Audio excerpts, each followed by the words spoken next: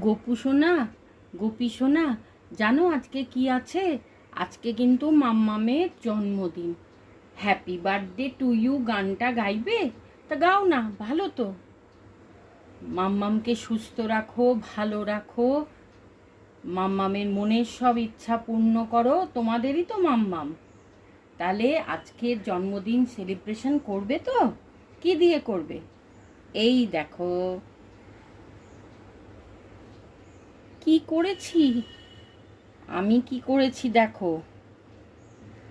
পরমান্ন, তোমাদের ফেভারিট পরমান্ন করেছি। খাও। গোপু সোনাকে আগে দিই। গোপু সোনা খাও, গোপী সোনা খাও, আমাদের বাকি সোনারাও খাবে।